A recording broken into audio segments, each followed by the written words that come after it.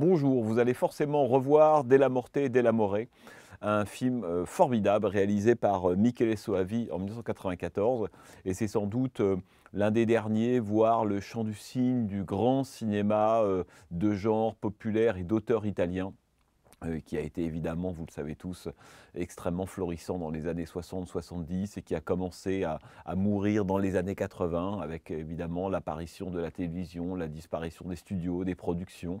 Et puis la plupart de ces grands cinéastes de genre qui ont soit terminé à la télévision, soit ont été tournés ou ont tenté malgré tout de survivre. C'est évidemment le cas de Dario Argento et puis de Michele Soavi.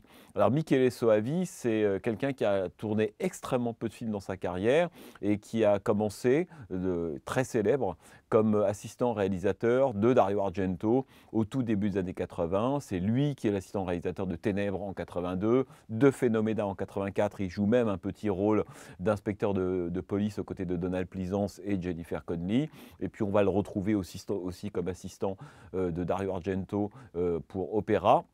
Et puis un détour aussi par les aventures du baron de Munchausen de Terry Gilliam. Je dis ça parce que le mélange entre Argento, on pourrait dire, dont il est une sorte de disciple évident, et puis de Terry Gilliam, constitue sans doute le cocktail ou forme l'équilibre de cette espèce d'objet, un ovni, un film culte, un chef-d'œuvre que vous allez voir maintenant, qui est Della Morte, Della More.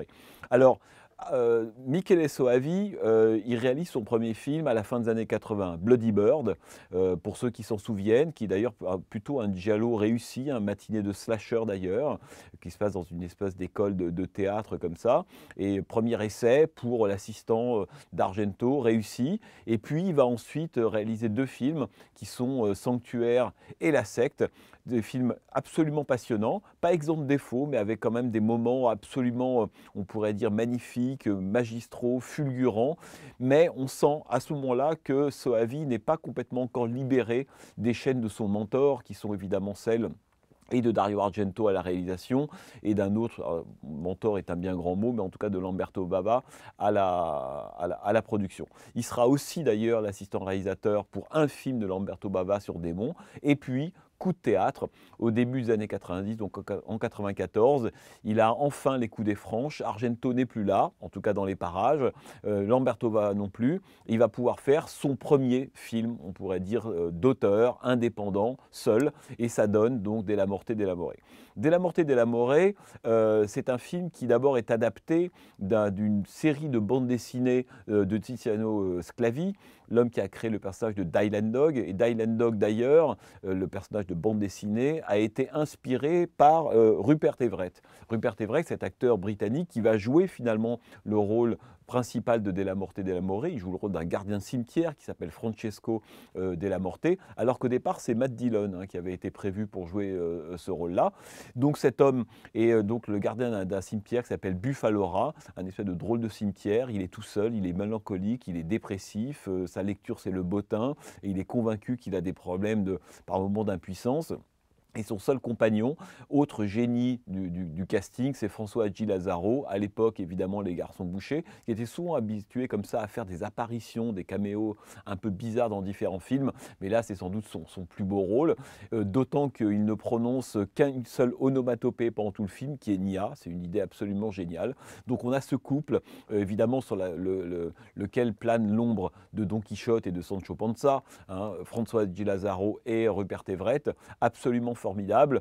L'autre est un homme à tout faire, qui ramasse des feuilles qui s'envolent. On se croirait presque par moments dans un film de Roman Polanski.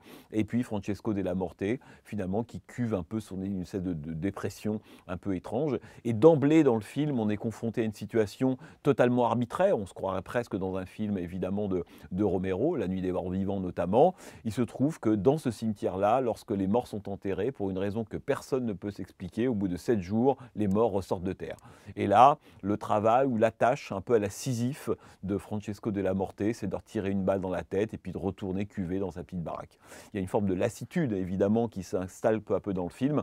Et là, il va arriver ce moment où Francesco Della Morte va tomber amoureux d'une femme, à qui va arriver quelque chose d'assez dramatique, mais par-delà la mort et l'amour, une relation va naître entre eux.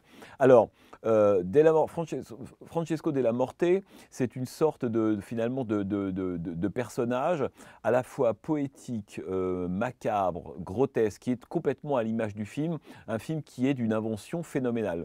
On voit bien combien c'est un film qui danse presque sur un fil, hein, presque un film de funambule, tellement il y a d'inventions visuelles, de références, mais aussi bien cinématographiques, évidemment, que picturales. Vous allez voir des citations de L'île des morts de Böcklin, des citations des Amants de Magritte, à n'en plus finir. Le beau-père de Soavi est un peintre, hein. C'est quelque chose qui a beaucoup marqué Soavi, et l'influence évidemment de la littérature et de la peinture symboliste, de la peinture surréaliste, expressionniste, que c'est un tel melting pot. On a presque le sentiment qu'avec ce film, Soavi a laissé libre cours à son imagination, mais en gardant toujours une forme quand même de cohérence. Et c'est ça, à mon avis, l'immense réussite du film.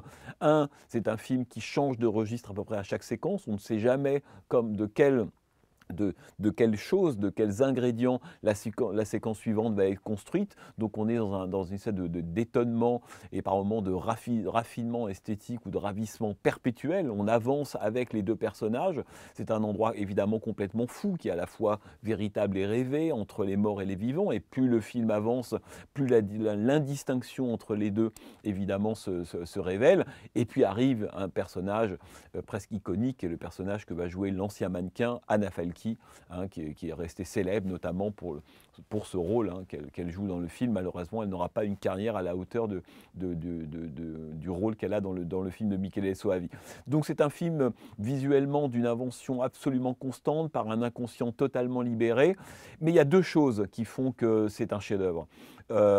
Évidemment, la qualité des acteurs, la mise en scène tellement inventive de Michele Soavi, qui fait qu'on ne se lasse jamais de ses nouvelles inventions.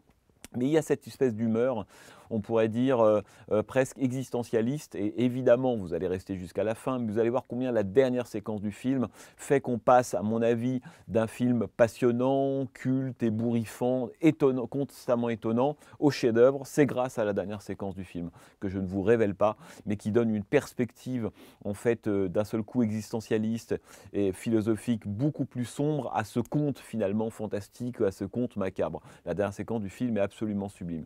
L'autre chose, c'est que Della Morte e Della More arrive à un moment évidemment particulier de l'histoire du cinéma italien, un cinéma italien qui va extrêmement mal. Alors le cinéma italien tout court et le cinéma de genre en particulier. Encore une fois, il n'y a que Dario Argento qui continue et tente de faire des films, hein. Le syndrome de Stendhal est à peu près contemporain de Della Morte e Della More, mais il n'y a plus de spectateurs, il n'y a plus de producteurs, il n'y a plus de studios, il n'y a plus de désir tout simplement de la part du public et des producteurs de voir ce type de film-là. Donc on a vraiment affaire à une comète, hein, solitaire, une célibataire si vous voulez avec ce film-là. Et d'ailleurs Soavi est arrivé trop tard sans doute dans l'histoire du cinéma italien, puisqu'il fera ensuite Arrivederci, Amore Ciao, un polar, matinée de giallo absolument passionnant, et puis quasiment plus rien. L'homme est arrivé trop tard. Est arrivé trop tard, pourquoi? Parce que, évidemment, le début des années 80, la fermeture des salles et l'arrivée, on pourrait dire, totalitaire de la télévision, et puis de Berlusconi et de tout ce qui va mettre à plat en un temps record le cinéma italien, qui a quand même été un des plus grands cinémas du monde dans les années 60-70. Et on voit à l'occasion de 2-3 séquences quand même que Soavi est conscient de ça. Soyez attentifs à une séquence au cours de laquelle Nia, donc le personnage joué par François Hadji Lazaro, est dans la grande première partie du film, finalement un personnage un peu inerte, qui s'exprime avec une seule onomatopée, totalement hypnotisé par une espèce d'écran de télévision qui déverse du soap-opéra, des produits publicitaires, enfin toutes ces choses que la télévision italienne continue même encore aujourd'hui de déverser. Et puis à un moment, on voit bien que l'explosion de ce téléviseur va l'ouvrir au monde. Et on voit là le commentaire en fait à la fois sociétal et politique de Soavi, qui est conscient que son film n'a pas de descendance possible, que c'est un coup de maître, mais sans doute un coup unique qui ne pourra pas se renouveler. Le film est indisponible évidemment en Blu-ray. Là, vous allez avoir une copie restaurée absolument sublime. Et c'est d'autant plus émouvant que c'est sans doute, voilà, encore une fois, un des derniers, on pourrait dire, moments zénithaux, hein, du cinéma de genre italien. Donc Della Morte e Della More de Michele Soavi.